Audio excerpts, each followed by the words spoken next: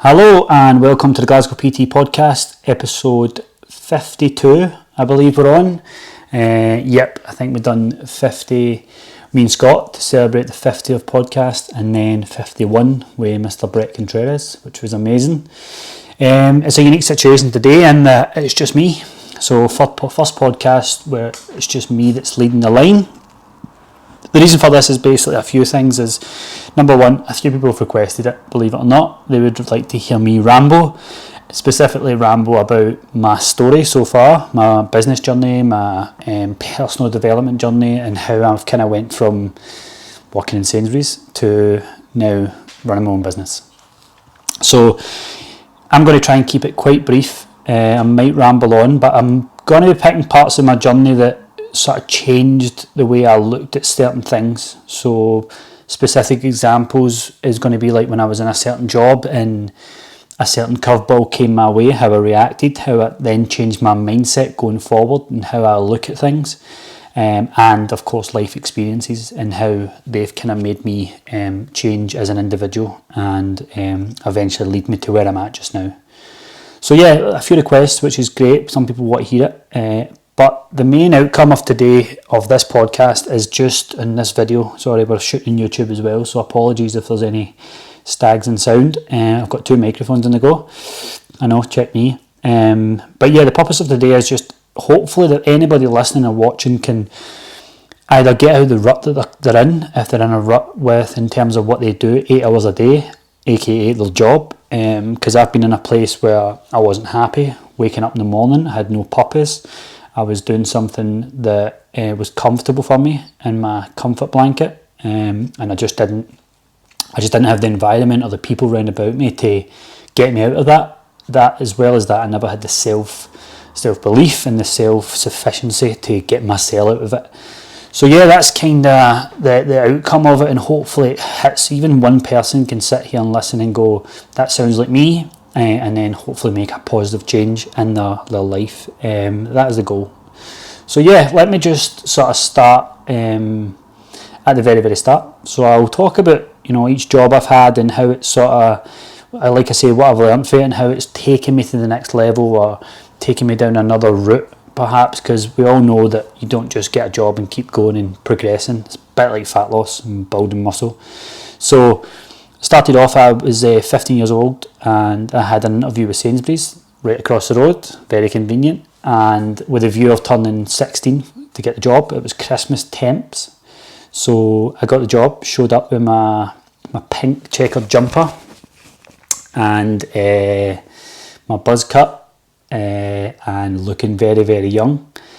Got the job. I remember the guy who interviewed me. He was a gay guy with very, very good smelling aftershave. I was like, I need to get that aftershave.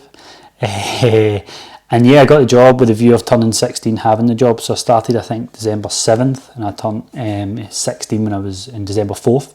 Got the job, and then, I was a baller. I had £300 a month while I was still at school, so I thought, great. I didn't really drink. I played a lot of football. Didn't drink until I was like 17, 18. So I was at parks and stuff while my pals drank, but I had football the next day. I would chip into buy their bevy because I was the only one really with a job. So it was good. It was good to actually bring some money to the house as well, given that my mum doesn't keep well and couldn't really add more money. So yeah, that was that. And I'm sure most people can relate that when you get a job, it's like the first year's just blink and you'll miss it. So first year or two went by, and it's the excitement of having a job, having a wage, meeting new people. And it was just across the road from my house, so it was handy. So yeah, that was the first step. I very, very quickly got promoted in there. Worked hard, loved it. Just excitement from being the new job, and so I got promoted. First job that I had was to tell my brother he had to go and shave. So he was in the same job role as me. I got promoted, and the first thing I had to do was go and tell him to shave. So yeah, that was a bit of a step. But no, just being the first job, it's just excitement. You just you're wanting to do the overtime shifts. School finished for the summer, and it was like, right, what to do now? And people remember this for leaving school. There's a bit of a crossroads. You're kind of like, the advice you get from a jack of all trades career advisor. Right, what do you like? I like PE. All right, okay. Why don't you do sports coaching? You know, I think there was a lot of generic advice then. And plus, you just never know what you want to do. So for a lot of people, it was either go and do a trade like joiner, plumber, or if you like sports, go and do sports coaching. So kind of left school with nothing really, no qualifications, just PE, crafty, metalwork, things like that. So left that. Sainsbury's started offering me more summer overtime, more wages, and you're like, I'll take that. Went a ton of lads' holidays, started going out nights out quite a lot. And then one of the moments that changed was I wanted to become a PT. So I realised that I love football, and then I transitioned into weight training, and I was like, I love this. I could do this as a job. So me and my pal in work, quotations, we applied, we signed up to join the course. It was a training room at the time, so it was a 6-week fast intense PT course up in Giffnock. So yeah, applied for that. I started. He never showed up on the Monday. One of those pals that you just couldn't rely on. But his mum was the guarantor for the payments, so she was the one like guaranteeing that we'd pay back. So I was willing. Do you know what I mean? I still had Sainsbury's. I was like, I'm going to do this. Unfortunately for me, what I had did was I took 3 weeks holiday from Sainsbury's, and I requested 3 weeks unpaid leave, and they gave me it. So 6 weeks, so 3 weeks unpaid and 3 weeks in my holiday time. You know, I told everybody that I was going to be this PT after it and big aspirations. And then 2 weeks in, that boy's mum didn't come up with the payments, obviously. She probably never even knew about it in the first place. He was that much of a BSer. I'm trying not to swear so that I don't need to put this in a certain category on YouTube and that. And yep, I loved it. I was learning. It was level 2 I'd done, and then had to go back to Sainsbury's with my tail between my legs with no qualification. So that was a big moment. And then, to be honest, it put me back in the cave in terms of confidence and stuff. I was just like, right, maybe I'm only good enough for Sainsbury's then. So I gave that a go. You know, even though I lacked self-belief and a lot of confidence in terms of, you know, a lot of the time when you leave school, you feel it's about degrees and qualifications and what you did in school. You know, it's now come at the surface that isn't as important as people make out. So between the sort of 18 to 24, that was me and my safety net. It was like, right, my work is across the road. I can do a ton of overtime, enjoy it. You know, most of the people from school started working there as well, so it was great. I was in charge of them, and they were doing overtime for me, and I was getting shifts covered left, right, and centre. So it was ideal.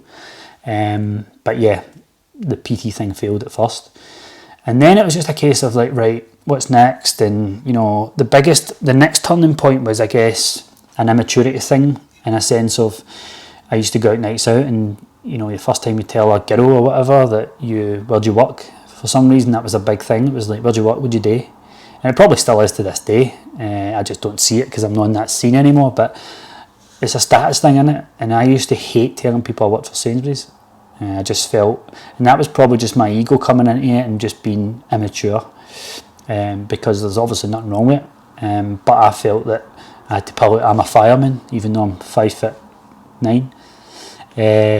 And I started realising that this isn't what I want to do. Obviously from a career development point, but also I started seeing the insides and outsides of what it's like in these companies. Any company, just about, that they can flip stuff in the drop of a hat. One of the biggest moments was they introduced self-scan checkouts, where I was in charge of a team of checkouts, and you know, going from 10 bums on seats to serve people in the morning or afternoon, they replaced it with 10 self-scan checkouts. So you can imagine the sort of uproar when they first got introduced.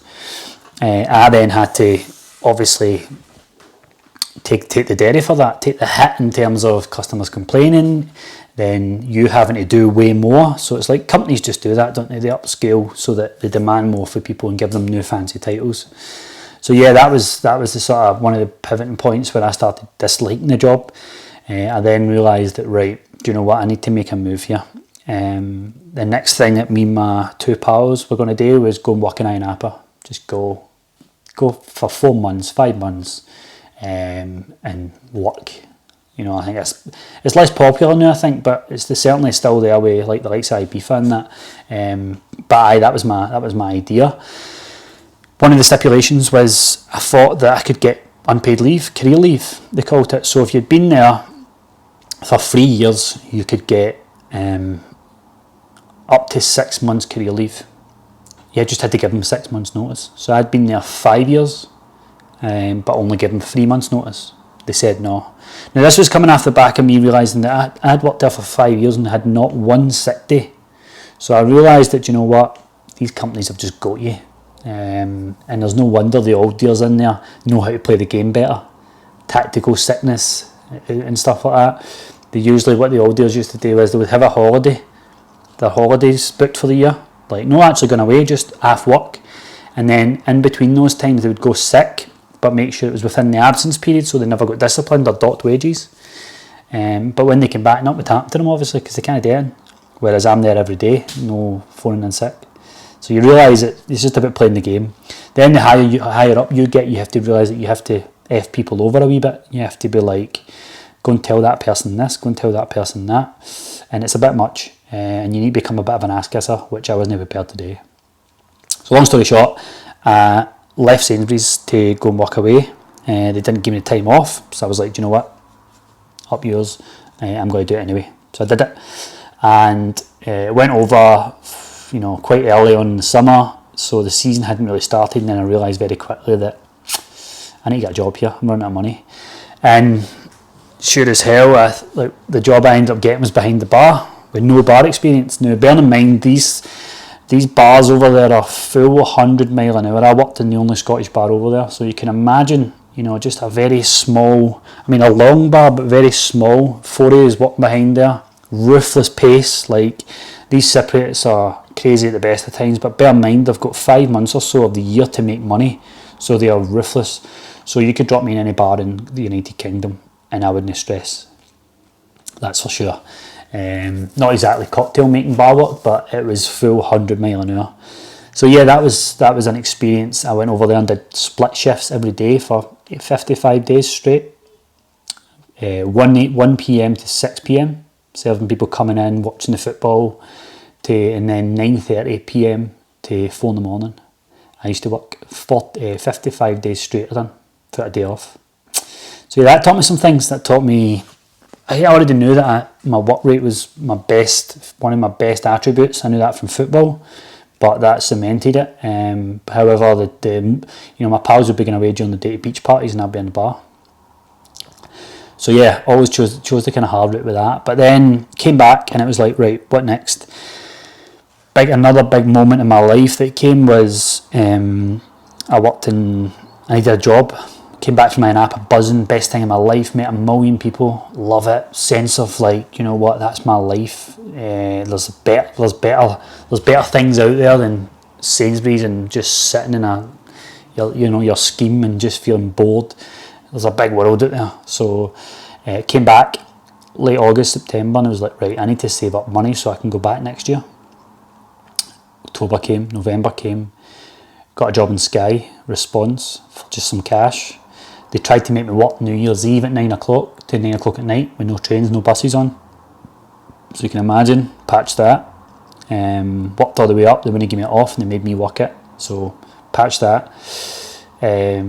Left there, and then I was like, right, what's next here? And then at the time, the guy who I went to Napa with that the previous year wanted to go again. He got a bit of a payout from his family and was willing to fund it. And I was kind of at a crossroads. Everyone was saying don't go, but immaturity, young, naive, I went. And this was a big moment for me in my life because it taught me things. He was basically going to, he had great intentions. He was going to fund it and help me until I got back into the bar again and made money. Because I made double what they made, because I worked double the hours, and I got tips as well. So, he said that, and I was kind of against the idea, but at the time he was my best pal, so I did it. And even though he meant so well, it was one of those ones where you're kind of standing there waiting at the bar or waiting for food to realise that, by the way, you did say you'd cover, and it was just awkward. And I remember just feeling that I will never, after this moment, I will never, ever, ever rely on somebody for money again. And how do I do that? I go make my own money. I'd be more sensible with it. You know, I didn't have any savings given to me from my family. I had no money, like, apart from the money that I earned. You know, you get some people who have just got their wage and all of it, whereas mine was going to dig money from the get-go. It was probably a lot of it was reckless spending as well, 100%. I was going out far too much buying clays every weekend, but I was young. And I don't regret it. But this was a turning point for me. I said to myself, I'll never rely on somebody for money again, because it was a horrible feeling, especially being in a foreign country. And as well, as much as that guy was 100% bang on trying to help me, it's still not a good position to be in. You feel hot, you feel less of a man, you feel horrible, you feel like you're begging. It wasn't a good place, and I'll never have that. I'll never let myself feel that again. So did that, went back again, shouldn't have went back. Just nothing's ever the same the second time round, as you probably know. Anything, even holiday destinations. So came back, and that's when my body kind of got to a bad place. That's the first time I'd put a bit of weight on. It was in a bad shape, just drinking and bevving for 4 months straight again. So I came back and I was like, right, I need to get back into fitness again. I need to back start training. And then that's when I was like, right, job wise, what am I going to do? Right, I'm going to be a PT. Right, this is my passion. So, but I need the money. I need $3,000. So applied for Ladbrokes, got the job in there, starting January 2nd. That was a fast track to management. Had my own shop because I had previous management experience. Got the job in there, and I was like, right, let's knuckle down here. Let's get some savings behind me and pay for the course. So I did that, paid for the course, started the course. So I was doing Ladbrokes at night and the weekend while I was doing the course. Absolutely exhausted, overdoing it. Got my qualification. Another example of Ladbrokes sort of being another company to work for that just drop things like that. Now, they thought they were doing me a favour reducing my hours so I could do the PT course. They thought they were doing me a favour, right? That's the way they turn things on you. Anybody watching this, I'm sure you'll know that's what companies do. So anyway, basically got the job in Pure Gym, started there. Just thought it was a job taking classes. It never really occurred to me that you're a business owner now. It took me about 1.5 years to think that. Madness. But yeah, that's what a lot of young PTs are now doing. They just don't think they're running a business. They think they're just gym instructors, or they think they're just online coaches that don't have to do tax, they don't have to keep clients happy, all those kind of things. So anyway, I got a job in there, but I kept Ladbrokes on at the side. So big turning point there was you're in the bookies with people throwing fagged outs in the shop. People spitting at you through the bandit screen. I mean, I worked in Govan Hill in Shawlands, and you're sitting there putting bets on the computer. They're on the roulette machines and looking over to you, thinking that you're stopping them from winning. That's how deluded and how much of a problem gambling can become for some people. You try and explain to them, look, I would just get a family member in here and cheat so we can get money. What are you talking about? But they would shout at you their own language, wait for you outside. All this kind of nonsense, right? And people would genuinely come in on a Friday with their weekly wages and spend it all and be scared to go back to the missus. Madness, just a different world altogether. So I would go from that to then going into Pure Gym and doing my shifts and just seeing people. You know, there's a ton of people that know who they are, that you go in and you're just like, these guys are positive. They want to help people, they want to help themselves. You're just looking and seeing gym members just actively here to try and better themselves instead of people trying to be out to get you. And it was a game changer for me. That was another big turning point in my career, was just, there's another world out there. So if anybody's watching and listening and don't realise that you might be bogged down in this wee dome of negativity or a wee dome of people you surround yourself with, and the world's not like that, trust me. There's different, it's important to realise that the world isn't full of unicorns and rainbows. I actually hate that version of the world, but it's important to know that you might be in a world right now that you translate as the only place to be, or the only place you know. There's a big world out there, and there's a big world of positivity, which I realised, and it was a game changer for me, and it drove me into the next sort of 6 months where I was like, right, I need to get away from Ladbrokes. How do I do that? Right, I need more clients. So one of the biggest things that, again, another turning point was I was in the Pure Gym all the time. My work rate was never questioned. I knew I would always work hard, but what I was doing was spending time with people perhaps who weren't as business driven and business focused, so they weren't caring about their business as much, probably because they were more experienced and had the clients, whereas I'm sitting there and I was spending 8 hours in the gym, but it wasn't growing my business. I wasn't talking to anybody. I wasn't helping anybody anymore. I mean, another big point that helped me with Sainsbury's and Ladbrokes was customer service. You know, I've been from customer service since the day I turned 16, so I understand the importance of it. And generally, you know, for most of the PTs in Glasgow, I've got the same qualifications as them. I just have better customer service. I just deal with customers better. That's the difference. And obviously being in, INAPA, it taught me a few things as well. So all these kind of stuff combined led to me going, right, what's next? I knew my weaknesses. I still know my weaknesses to this day. Organisation. There's a ton of things that I know that I need to get better at if I want to keep growing. And that was the case when it came to Ladbrokes. It was like, right, I need to quit that job. It's £700 a month I'm getting, steady.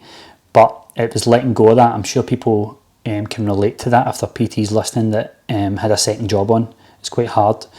But it was releasing that anchor allowed me to pivot even more. And what I did was I replaced that money very, very quickly because I had got the finger out. Then another year passed by, and a year and a half passed by, and it was average. I mean, I was making way more money than in Sainsbury's. I was getting cash in hand, so it felt great. I was working with guys that I considered best mates. And I was a PT, happy days, wearing joggies every day of my life, brilliant. But then came the moment where you kind of need another push. So at the time, Pure Gym were opening gyms up left, right and centre. They had management positions going. I came from management, that's all I knew. And I applied there. Thankfully now I never got the job. You know, again, no disrespect to the people who work as management there, but I did it through what I thought I wanted, when really it was just I needed my business to get a shake up. So that was the wake up call for me. I never got that, and I was like, right, do you know what? It's time to focus on the business. And then I spoke to the right people, invested, spent money in the business, and that took me to the next level. Went up to the next level, which was, right, I'm on shifts, I'm doing time back to the gym. It's time to go and rent. It's time to take it to the next level. What do I mean by that? I mean, I pay the gym a fee so that I then can train my clients in there and be left alone. I don't owe them any time back. I just wear the uniform. So I did that. That was what I did next. And it was like, right, now I've made it in terms of I'm not just a normal PT who does hours, because that is a step up. Whether you sugarcoat it or no, that's a step up. And you're going, right, there's a big fee to be left alone. You need to make that up, and that's what I did. So, you know, Ladbrokes was in the past. It was almost like, blink and you'll miss it. There was a safety net for a while. Now looking back, I would tell myself, do it sooner, because I was working myself to the bone. Do it sooner, bite the bullet. And it's the same advice I give anybody now who reaches out to me. But obviously do it with a plan in place. But the plan doesn't have to be 100% perfect. Plan's never 100% perfect, or it's never the right time. Just do it. So yeah, that was that. And then business sort of grew. I started realising I was busy as PT in the gym that I worked out of, and that felt great. There was still looking back, there was still gaps everywhere. You know, payment procedures for my clients. There was a lot of just bringing guys into clients in the door, letting them go again. You know, there was a lot that could have been done and fixed. There was a lot of holes there, but I was still getting results. I was still training a ton of people, still making them feel good. I was getting satisfaction from that, so it was good. But there was a lot of gaps, and I'm sure, you know, one of the biggest things with PT, everybody talks about how long people last in the industry, which is obviously alarming. But I think another part of it that gets overlooked, and I call it the 30-hour PT. I call it that because when a PT gets to 30 hours, that's probably what they set out in the first place to get to. And then when they get there, they don't know what to do. So then when they get there, they start thinking they're too good, and then all the things that made them get there, they start forgetting, i.e. caring about the customer, marketing themselves, learning, development. Those things start getting put out the window because they start to think they're too good. Their ego gets in the way. They don't talk to members, they don't talk to people as much, they don't help as many people. They just stick to their own clients, they don't give out free info. So that's what I became. I became that guy who was starting to think he was too good for clients, to get clients. But reality is, I had to put the price up. I had to start looking at areas that, you know, were draining me, which was a ton of hours, doing far too many hours with a low price point. So it was time to have a good look. Again, I reinvested in the business. It's something that PTs just don't do enough. When you look at cafes and restaurants, they constantly pay staff, they pay for new machines, new utensils, and marketing, whereas PTs just think it's all take, and eventually that dries up, and then you fall out of love with the industry, or you fall out of love with your business. So I can't stress enough the importance of investment, because it's changed my business. And just when you invest and get to a point, that doesn't mean you stop. You look to go where you're going to go again. I mean, invest it wisely, but do it. So that was the next turning point. It was a case of, right, how do I then make this? I'm working far too many hours. I'm undervaluing myself. How do I then take it to the next level? I invested, did courses. I started, you know, I've done a few posts on this in the last few weeks, and I've spoken a few podcasts, but I'm quite big with comparison, in that I look at comparison for me from a business sense. I compare myself to leading names in the industry. It drives me, brings me forward. I do it in a way that pivots me to get to that level. I don't do it in a way that brings me negativity or makes me feel any kind of bad way, like a fat loss comparison would with some people. So I look at big names, and, you know, the next step for me was like, right, I need a brand, I need a name. You know, my name was Chris Bradley Fitness at the time, which is just the same as everybody else. It's their name followed by personal training, or followed by fitness, which is fine. You know, there's some of the biggest get names in the industry are just their name, and it's something to, you know, beacon with you as your name. And if you can make your name popular, brilliant. But I just felt that I needed something to really change how my new outlook on business, which was serious, which was no longer taking anyone on that chapped my door. Spoke to my clients, which I do with every bit of business that I ever do, or any ideas I ever have. Clients get to know first.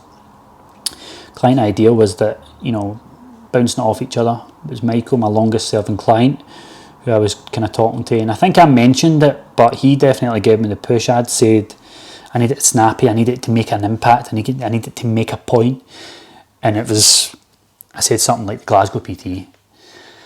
And I remember it very, very well. I remember exactly where we were standing. We're finishing on shoulders upstairs in the gym, and he kind of went away, finished the session, went away, and I think it led over at the weekend. He took I think it was a post-workout selfie or a picture of the gym or the weights or whatever, and he hashtagged the Glasgow PT. And I saw it and I went, okay, that could be it. Let's go with that. And I remember changing my name to it on Instagram. That was the first step. You know, obviously, as a rookie business owner, you don't go into company house and buy the name of it. Do you know what I mean? Like I later did day. Instead, I just changed my Instagram name. That's made it official, didn't it? So yeah, he gave me that wee push, because it was like, I thought that's what you're calling it. So shouts to him. And yeah, that was that. Then changed my name. I did at points was like, I'm just calling myself the Glasgow PT here. Like, I never really thought, right, I'm the Glasgow PT. I don't think that was the intent yet. Michael might correct me if I'm wrong. But there's everything I do with a sense of confidence, and I do with a sense of authority, and that's the way I'll continue to do things. It just makes me have self-belief in myself. So yeah, that's what I did. And there was a few turned heads at the start, let's just say. There's a few people that I know that have said stuff behind my back, which is great. That's the whole point of me doing it. A lot of jealousy, a lot of people feeling that, who does he think he is, calling himself the Glasgow PT? And I just sat back and went, well, watch. You know, at this point, I was getting really, really good transformations, but I wasn't putting out, you know, articulate content that was really getting people thinking. I always like to be thought provoking, but I could never convey that message. So I invested to learn how to talk a bit better. You know, I still got a lot of work to do with my grammar and stuff, but you know the message I'm trying to get across now. And in my mind, I looked about, and I've still yet to see anybody with better results than me in Glasgow, even Scotland, 100%. And that's what I'm known for, is transformations. My business model will probably change slightly over the coming years, but I don't see anybody else getting better results than me. My clients tell me I get the best. I see that for myself. Again, this is my comparison thing, where if I see somebody doing better than me, I don't get put off by it. I get inspired by it. I get driven by it. It makes me want to do better.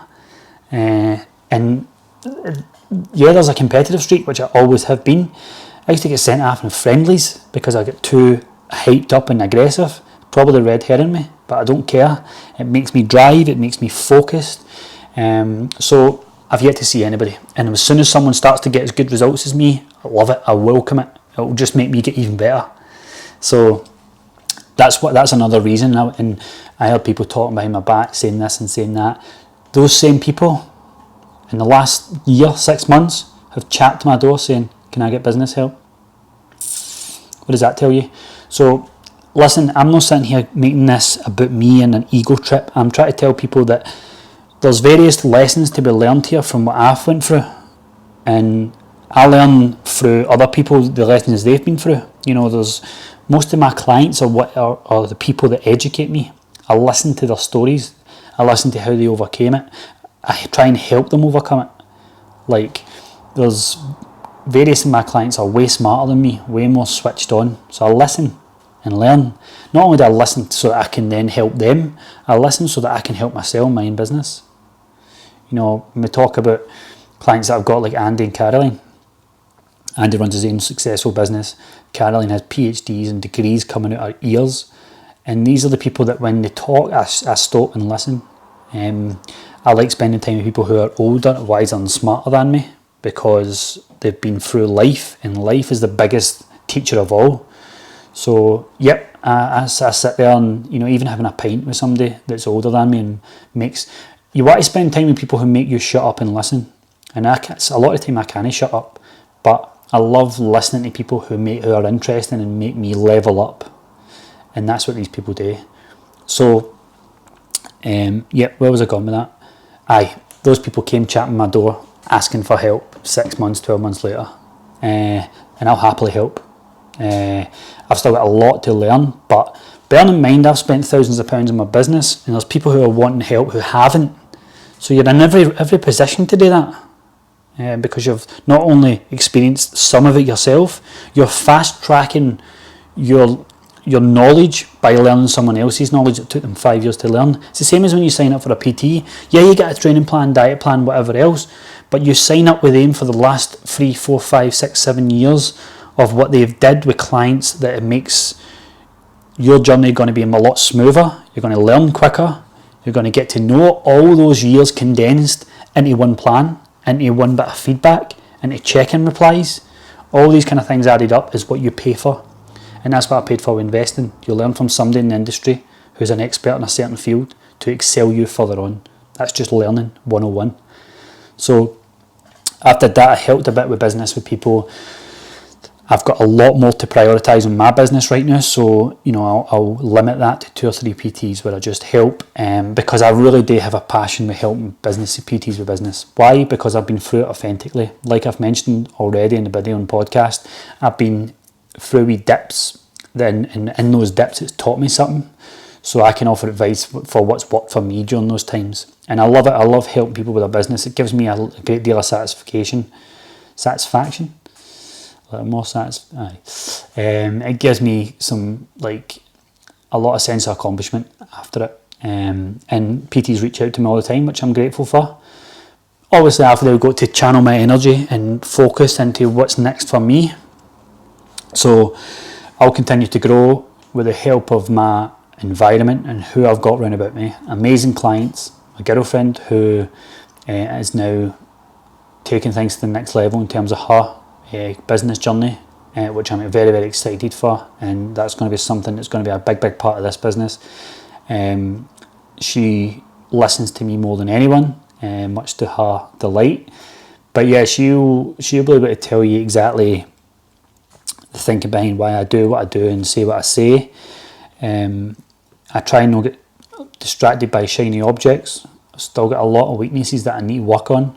But the number one fundamental thing about my goals and my core values is get client results, listen to them, look after them, and everything else will fall into place.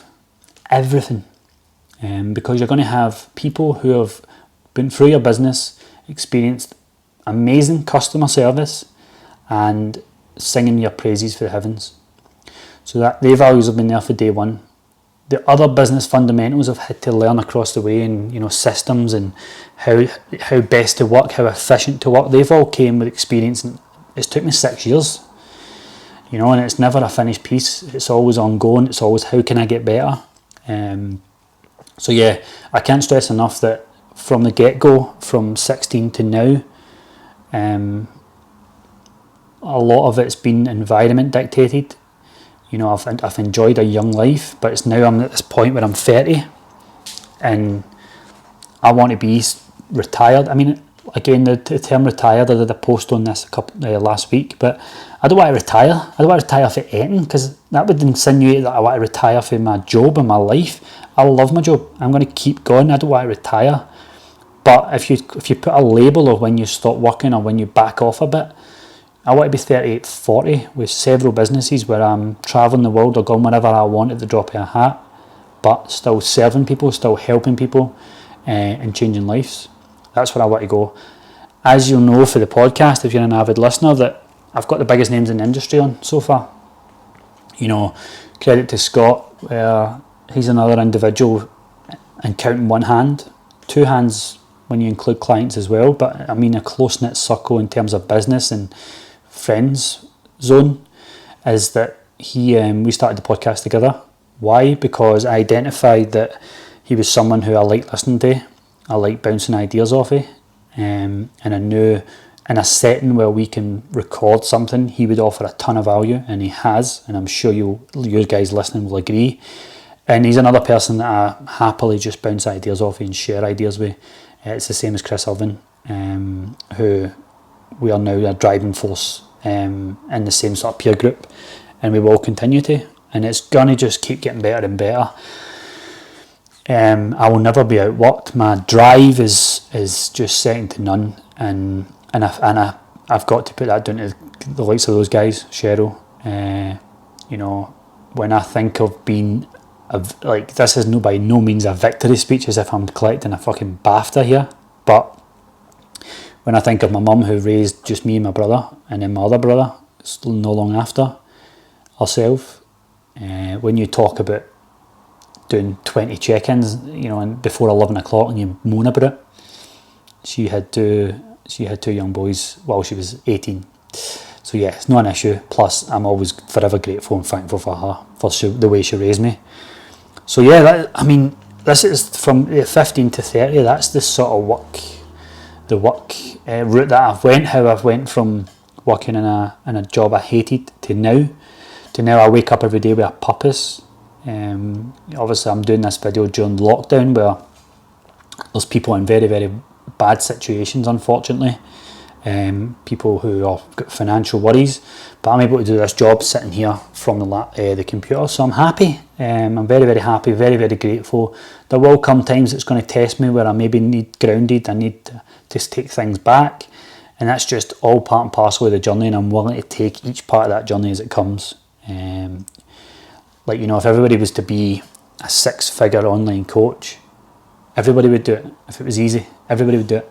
So I'm willing to do the work, I'm willing to see where it leads me, and I'm just getting started.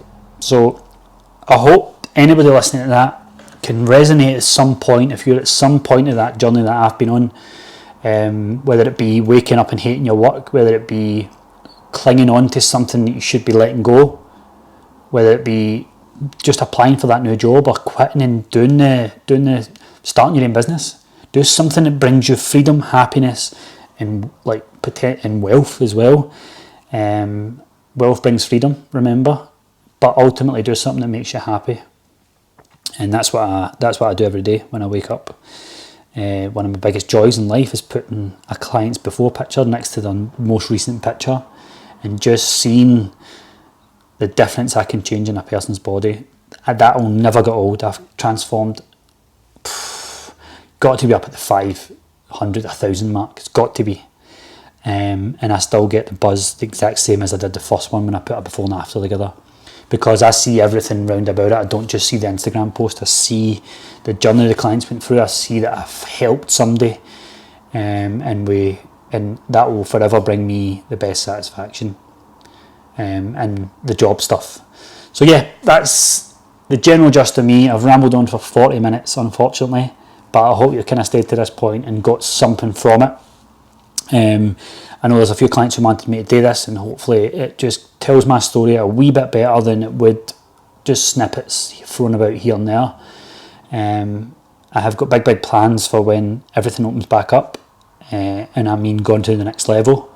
So stay tuned for that if you've listened this long, and give us a wee share on YouTube or on your Instagram if you've listened this far, and just if you think it would help anybody in terms of their career, in terms of their life. And yep, thanks for listening, thanks for watching, and stay safe, have a nice week or weekend whenever you're listening to this.